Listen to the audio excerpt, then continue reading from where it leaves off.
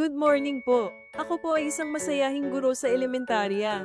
Bata pa lang po ako, pangarap ko na po talaga ang magturo sa mga bata. Mahilig po talaga akong makipagkwentuhan at kulitan sa mga bata.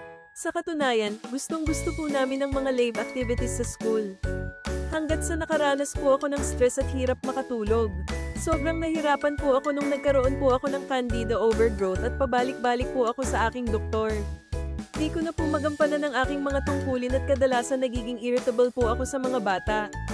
Hirap na rin po ako gumawa ng mga lesson plans at report dahil sa matinding pangangati kaya nasusugat na sa kakakamot.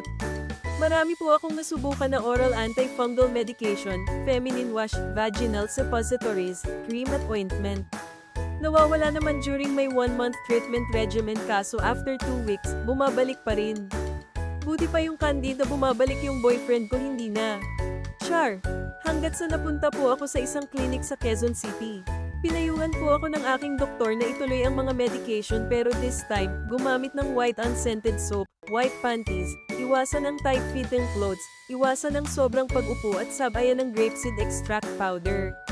Parang boyfriend ko lang yung candida this time, Mare.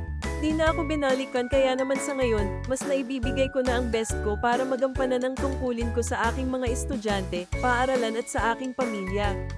Itutuloy-tuloy ko na ang paggamit ng grapeseed extract powder dahil maganda rin pala ito sa skin at blood circulation.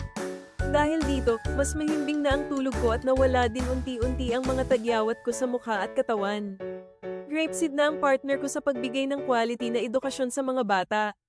See you on the other side.